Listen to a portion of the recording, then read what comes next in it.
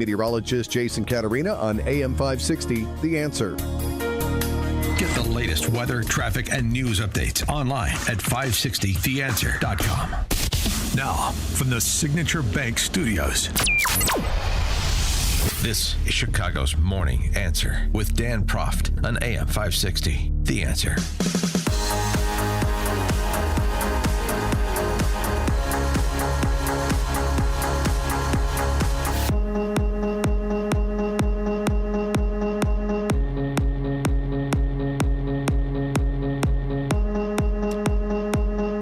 Top of the morning, Dan Proft here. I hesitate to call her a Hollywood actress, but I guess she's something approximating that. I'm talking about this person named Jennifer Welch, who apparently was on a Bravo show called Sweet Home about her like high-end interior design business. Does that make you a celebrity or a Hollywood actress? This way she's being characterized. I don't know. Our next guest, Christian Toto, will know more about that than I do. But I do know this. This is what she had to say about Trump supporters. And this is basically representative of Hollywood. So in that sense, I guess it's fair to call her a Hollywood actress because it's about the level of intellect and discourse we've become accustomed to. I've had it with white people that triple trumped, that have the nerve and the audacity to walk into a Mexican restaurant, a Chinese restaurant, an Indian restaurant, go to perhaps their gay hairdresser. I don't think you should be able to enjoy anything but Cracker Barrel. And if you want to triple Trump and you want to browbeat DEI and you want to browbeat gay people and you want to browbeat black people as you've been doing for 400 years, and you want to browbeat this generation of immigrants that come over here and open up businesses earnestly, pay their taxes. You want to demonize them and call them rapists and felons and all this when the felon is the teeny weeny mushroom piece of Cankles McTaco at the top of the ticket. I have had it from top to bottom. White people that triple Trump should be banned, boycotted from enjoying the best thing that America has to offer, which is multiculturalism. Get your fat asses out of the Mexican restaurant. Get your fat asses over to Cracker Barrel because nobody wants to see your smug ass, teeny weeny, pink arm, big gut around. Nobody wants to see that. No one. Okay, did you get all the poison out? Was that cathartic for you, Jenny? I mean, yeah. Next time I go into Maria's on the north side, I'll ask him if I'm a triple trumper and a honky dude. So am I still welcome to come enjoy a margarita? I think they'll welcome me with open arms. Boy, oh boy, that was something. For more on this and related matters, Christian Toto, host of the Hollywood in Toto podcast, TOTO, HollywoodInToto.com. Christian, thanks for joining us again. Appreciate it. My pleasure. She sounds like a delight. Yeah, I tell you. She sounds like a treat. You know, boy, yeah. There, by the way, I found that rather interesting, but. Yeah, body shaming, stereotyping, all the taboos. Mm-hmm. But I guess, what's in the direction of triple trumping honky dudes or honkies, I guess, generally speaking, all bets are off. But yeah, it'd be fun to go over like window treatments, throw pillows with her. Yeah. Mm-hmm. Yeah. I'm if you have brunch with her, within 8 seconds, she brings up Trump. You just know it. You just know it's coming. And then it doesn't end for the next hour and a half. And you're like, oh, my gosh, bring the check. I got to get out of here. Well, so I don't know if that's particularly indicative of anything other than Jennifer Welch. But the termination of Colbert, more and more coming out, as we talked about last time you were on the show, and you were talking about this, and now it's now more people are talking about openly, like late night television has a real problem, and golly gee, Jimmy Kimmel may be going to Italy sooner than he thought. And but I mean, it doesn't seem like there's any real rapprochement coming from the entertainment industry in the direction of Trump or Trump voters. And let's fold in Howard Stern, who doesn't hate Trump, but he does hate Trump voters who may be on his way out too. Yeah, I mean, listen, I think there's a lot of panic on the left, and the people who have been, watching Colbert 24/7, they don't have any other outside news sources, and I mean that's what that rant reflects. It's just someone who has never spoken to someone who supports Trump, or read maybe the Daily Wire, or just consumed any other news outlet that doesn't just echo their talking points right back to him. It's really sad, and she sounds like a miserable person. But yeah, there is a shift going on here. There is a reality taking hold. And, for Colbert, I don't feel that badly about Colbert because he's always been on the left, and I don't think he's ever been a giant. But I do feel badly about Howard Stern because I grew up with him, and he really was a rebel and really just redefined radio. Listen, he was bawdy, he was naughty, he was dirty. I know he's not for everyone's taste, but he was the real deal. And just to see him now clinging to the vestiges of fame and basically staining his legacy with every broadcast, it's sad too. But it's really just all about bubble dwelling. Trump isn't perfect. MAGA isn't perfect. But when you believe all these lies and all these cartoonish representations of people you supposedly hate, this is where you end up. It's almost like we should put her in a time capsule. This is the perfect embodiment of Trump derangement. Yeah, well, and I said too. I mean, he sort of does the reverse. You hear, there's sometimes there's overtures. Maybe they're not genuine, but overtures. But it's not Trump voters. I understand why people would do this, even though I disagree. But it's really Trump that is the problem.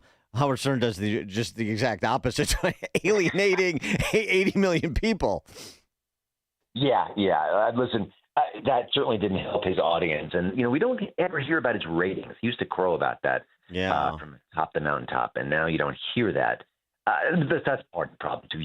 And Jimmy Kimmel famously said, as he switched from a, wild and crazy comedian to a far left comedian, he said, not good riddance to his Republican fans, but riddance.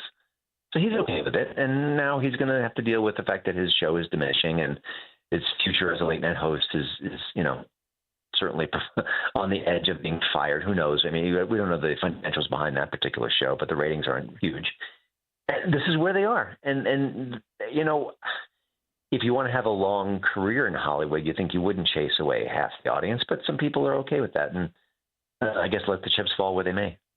Now, you wrote recently about some actual heavyweights in Hollywood, like David Simon and Adam McKay, standing up for free speech. Boy, it's about time we've heard these artists stand up for, free thinking and free speech. You would think that would be central to their existence, but it really wasn't for a long time. But now it is again. Why is it again?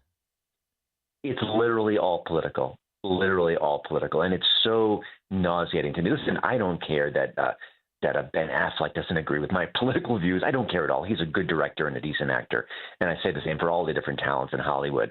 But the fact that this community has stood down for years now, when it has so many attacks on free speech, whether it's the Twitter files, whether it's the Biden administration teaming up with social media for certain censorial methods where you can't say certain things on X, at least on Twitter now we can. I've talked to comedians who say that their work is being censored on big tech platforms like Instagram and TikTok because they, not because they're dirty, but because they target the wrong jokes. And this community was silent, whisper silent. And by the way, now we've got Jewish actors and comedians and talent. They're being silenced too, like Michael Rappaport, and there are, October 7th documentaries that have been under attack. Yeah. They don't say anything about that either. It's only when it's political. It's only when it fits their worldview that they pipe up. Shame on all of them. Really, it's just shameful. Got to talk a little bit about what you're watching, recommendations you have as a critical eye and ear. Yeah, a couple fun movies.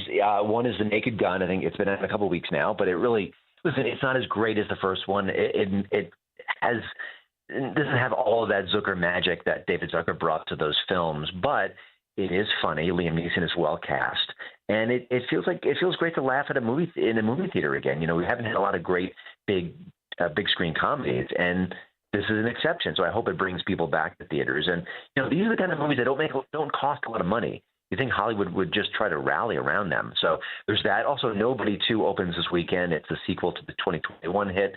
And that one was a surprise. I mean, Odenkirk. Yeah, it was really good. Action hero. It was good. Yeah, it was fun. It was light. The new one is just the same. Listen, the element of surprise, we didn't know that this everyman was actually an assassin for hire, and now we know that. So part of the magic is gone, but it's fun. It's enjoyable. It's a sequel that knows what worked the first time and delivers again. So I think those are always good things. Well, I was hoping to laugh when I watched Happy Gilmore, the sequel, some 3 decades later, but they were pretty few and far between.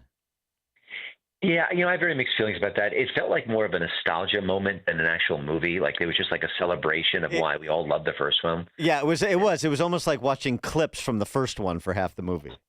Yeah, I mean, they got the gang back together again. There's constant callbacks, more cameos than you could possibly imagine. Yeah, and I don't want it's a spoiler of sorts, but it happens right in the beginning of the movie. But the people behind the scenes of Happy Gilmore 2 are bragging about how we brought back Julie Bowen and we didn't go hire a beautiful 20-something actress to replace a 50-something actress. Well, you see what happens to her in the beginning of that movie. A lot of that virtue signaling went for naught. So. It's a good point. I actually thought the best performance in that film was turned in by Scotty Scheffler, of all people. There you go. And also, we bring back Shooter McGavin? Well, I forget the character. Yeah, Shooter McGavin, yeah. Yeah, and I think he was poorly served, which is a shame because it's a great character. And Christopher McDonald, I don't think he gets enough credit as a good character actor over the years. He is good. He was great in the original. He is a good character actor. In the dramatic side, or a series too. I was talking about this the other day. Department Q, which is on Netflix, which is sort of a British version of the Danish trilogy of Department Q movies from 15 years ago or so, which are actually quite good. Have you seen the current Netflix series Department Q? No, but I'm starting to hear a lot of people talk about it, so that'll be on my list next. So I need to catch up with that. But yeah, it's there's so much content out there, and it's my job to watch as much of it as I can. So I feel a little behind the eight ball. I can't catch it all, but I will definitely. That'll be my next Netflix visit for sure. Christian Toto, host of the Hollywood in Toto podcast, HollywoodInToto.com. Christian, thanks as always. Appreciate it. Oh, my pleasure. And Christian Toto join us on the Turnkey.pro answer line. The more you listen, the more you'll know. This is Chicago's Morning Answer. Morning Answer on AM 560. The Answer. This is Jerry Boyer for Townhall.com. Conservative members of the State Financial Officers Foundation, from Utah Treasurer Marlo Oaks to Pennsylvania Treasurer Stacey Garrity and others, just sent a clear message to financial giants like BlackRock. If you keep attacking our energy industries, you can't do business with us. That's right. These red state financial officers are standing up for American industry and refusing to let woke finance